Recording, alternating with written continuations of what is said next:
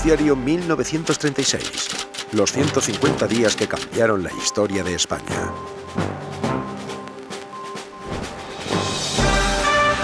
Noticiario independiente de la tarde. Desde nuestros estudios de la calle Antonio Maura de Madrid.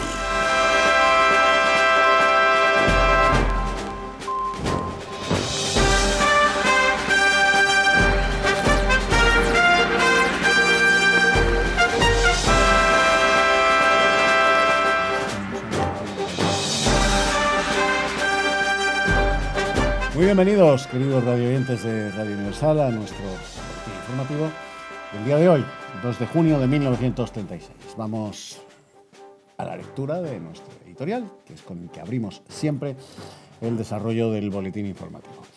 La división ideológica del PSOE, entre revolucionarios caballeristas y moderados prietistas, está alcanzando caracteres de verdadera secesión, tal y como evidencia lo sucedido en Écija, en la provincia de Sevilla.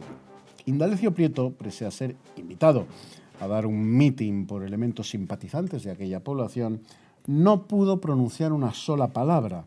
Se lo impidieron los jóvenes de las milicias socialcomunistas en su sector más extremista, la MOAC, enviadas expresamente desde Sevilla para boicotear el acto de Indalecio Prieto. Ya Indalecio Prieto tuvo que renunciar a formar gobierno el pasado mes de mayo, como recordarán, cuando Azaña le ofreció la presidencia del Ejecutivo. Oportunidad perdida para la República que a estas alturas, estamos seguros, viviría con Prieto en la Castellana una situación de mucha mayor autoridad y orden que la zozobra y violencia permanente que hoy nos invade bajo la débil personalidad de Casares Quiroga. Y antes de abrir nuestra página de información nacional, vamos con una primera noticia de publicidad en Radio Universal. Recuerde, Skoda. Su chasis indeformable Centra conserva la carrocería en perfecto estado, evitando su deformación, los ruidos y los desajustes de las puertas. Skoda. Como les anticipábamos en el editorial, abrimos nuestra página de información nacional con la noticia a la que hacíamos referencia. Elementos caballeristas boicotearon un mitin de Indalecio Prieto en la Plaza de Toros de Écija, en la provincia de Sevilla, a tiros y a pedradas. Juventudes con camisas azul celeste y corbata roja, el uniforme de las MOAC, las milicias antifascistas, obreras y campesinas, provenientes de Sevilla, se dedicaron a dar vivas constantes a Largo Caballero y a Santiago Carrillo. Un grupo de unas 60 personas se pelearon y cayeron por las gradas.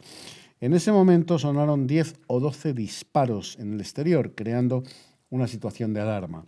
Prieto, Tomás y Peña iniciaron su salida bajo una lluvia de piedras y de botellazos, pese a la protección de los escoltas y guardias de asalto.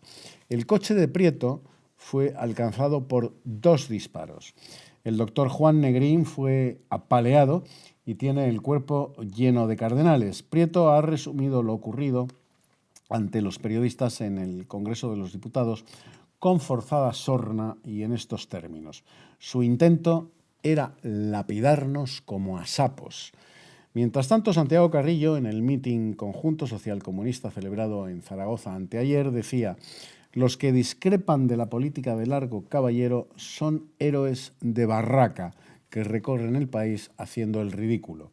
Por su parte, el periódico caballerista Claridad lamenta los sucesos de Écija, pero los justifica por el inmenso malestar que se siente en las bases del partido hacia unos dirigentes por los cuales no se sienten representados. Tenemos noticia de alcance que nos viene desde nuestra redacción. La deseada unión proletaria está, por lo que parece, lejos de alcanzarse, según refleja esta frase lanzada el domingo en un mitin anarquista en Badajoz. Debajo de cada camisa roja socialista late un dictador repugnante dispuesto a ametrallar al proletariado. Pese a esta rivalidad y enemistad aparente entre anarquistas y socialistas, ambas organizaciones sindicales dan muestras de que pueden colaborar. Desde ayer lunes, la UGT y la CNT han declarado la huelga general de la construcción en Madrid y de todas las fábricas de materiales. Y les dejamos ahora con otra noticia de publicidad. antes de irnos a la información internacional. Retenga en su boca el encanto de la juventud con la crema dental Listerine. Cuide su boca, cuide su salud. Crema dental Listerine. En cuanto a la actualidad internacional, vamos a resumirla en la noticia de que el Papa Pío XI invita a los católicos a continuar la lucha contra el comunismo. Cuidado ante las pretensiones falsas del comunismo, advierte su santidad. La verdad y el pecado no pueden estar juntos, advirtió el Santo Padre ante 40.000 personas y 10.000 de ellos peregrinos reunidos en Roma por su 80 cumpleaños. La actualidad nos la traen en este momento nuestros compañeros de redacción. Se ha inaugurado con gran lujo en el Palacio de Montjuïc la Feria de Muestras de Barcelona, con asistencia del ministro de Industria y Comercio y la participación de expositores catalanes y extranjeros.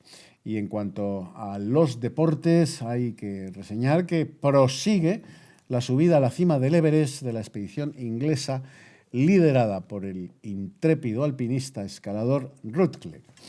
Y nos vamos a despedir ya, este boletín informativo, haciéndolo, pues, como siempre, con una melodía musical de nuestra selección que esperemos les sea grata. Gracias, amigos, por su atención y hasta mañana. Adiós.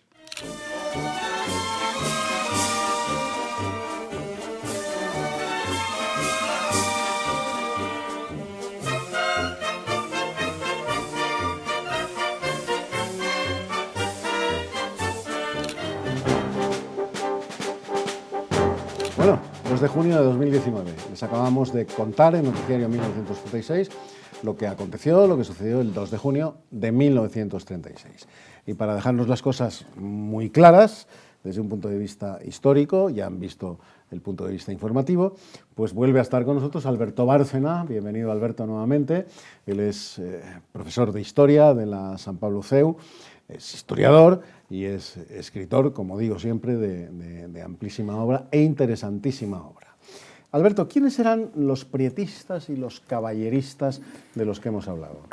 Pues son los dos grandes sectores, diríamos, del Partido Socialista Obrero Español entonces. Los prietistas, supuestamente, bueno, no, en principio son más moderados, pero no tanto, porque Indalecio Prieto, él mismo reconoce ya en el exilio que se equivocó, porque es uno de los grandes organizadores que organiza sobre todo la financiación de la Revolución del 34, nada menos, contra la República, conviene recordarlo. Eso los moderados, del ala moderada del PSOE. Sí.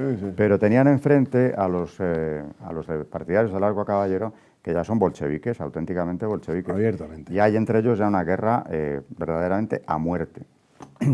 Los de Largo Caballero son los que de verdad han entrado en la Comintern prácticamente sin ninguna reserva, y el discurso que hace Largo Caballero ya en estos meses es revolucionario, bolchevique absolutamente, ¿no? Son ellos los que cuentan además con las MAOC, las milicias, los cuerpos paramilitares del PSOE. Y claro, Prieto se ve tan en precario que cuando Azaña le ofrece formar gobierno, cuando él se hace con la presidencia de la República, contesta que no puede porque no tiene el apoyo del partido, que está escindido. Y se sabe que en cualquier revolución el grupo más radical es el que acaba controlando la situación. Siempre. Eso no falla, en la francesa, en esta y en cualquiera. Con lo cual está en precario, claro que lo está. Hemos hablado por primera vez, Alberto, de un apaleado doctor Juan Negrín. ¿Quién es Juan Negrín? Pues Juan Negrín es un hombre que ingresa en el PSOE, médico, efectivamente, pero que ingresa en el PSOE en el 29. Es decir, todavía en la época de Primo de Rivera, en la dictadura de Primo de Rivera.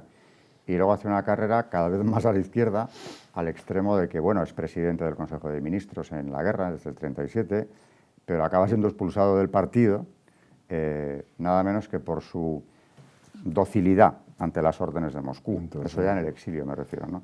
Pero vamos, es un socialista que viene supuestamente del bando de los prietistas, por tanto se supone que moderado, pero que acaba, si queremos, a la izquierda de Largo Caballero, o por lo menos en el mismo nivel que él.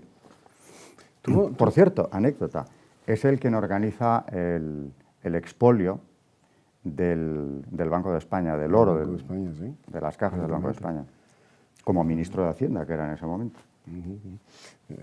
Y está también relacionado, tengo entendido, Alberto, con el asesinato de Andreunín, ¿no?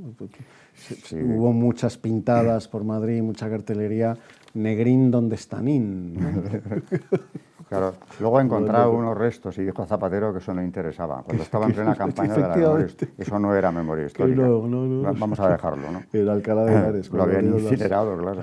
Las fosas, Claro. y soy contado con falangistas, seminaristas, todos fusilados. Y Corramos un dijo Zapatero tupido velo. Tampoco hay que ver a Nin ni investigar mucho qué pasó con él. Claro. Eso es el modelo stalinista, las purgas internas también. Claro. Hemos hablado, Alberto, del periódico Claridad. ¿Nos puedes decir algo más de este medio de prensa, de este periódico Claridad? Pues es el órgano de Largo Caballero, ahí se puede leer, es interesantísimo leerlo. Por cierto, los discursos del propio Largo Caballero a los que me he referido antes, ¿no? Donde habla ya de una revolución sin rodeos y que es necesaria, imprescindible y que tiene que ser ya, utilizando todos los medios al alcance que tengan, ¿no? Con lo cual ahí ya es el Frente Popular, pero pasando a las acciones. La vía democrática la podemos ir olvidando, es lo que viene a decir, porque una vez que tenemos la República ya la tenemos, esto está consolidado, por decir algo, ¿no? Y ahora nos toca traer lo nuestro, que es la Revolución Socialista. En Claridad está recogido mucho de ese discurso. Yo recuerdo, Alberto, corrígeme si me equivoco, un artículo en Claridad de una ilustre feminista que se negaba a que las mujeres votasen en la Segunda República en España, Margarita Nelken, un artículo tremendo de Margarita Nelken titulado Las hembras de los señoritos.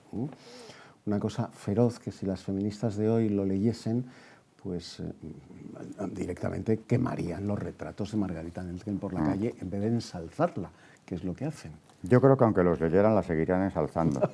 O sea, nos olvidaríamos de ese episodio, o de esa visión de las mujeres, ¿no? Como Zapatero de las fosas de Alcalá de Henares. Henares, Hay cosas que ¿no? vamos a dejarlas, pero ver, Margarita Nelken tiene en su haber cosas tan gloriosas como los sucesos de Castilblanco, Claro. que empiezan a raíz de un mitin de ella que por donde pasaba iba encendiendo a las masas, ¿no? Es la que era partidaria de eliminar a la nidada de los hijos del Alcázar, de los defensores del Alcázar. O sea que en los discursos de Margarita Nelken quizá incluso superan a los de Largo Caballero. Entonces se le puede perdonar que tenga esa visión de las hembras. Santiago Carrillo. Vamos a hablar de Santiago Carrillo. Era comunista, pero es un abierto defensor de Largo Caballero, ¿no? Claro, como que viene de ese sector. Al fin y al cabo es él el secretario general en el 36 de las Juventudes Socialistas. Y esas Juventudes Socialistas son el núcleo del que va a salir el Partido Comunista.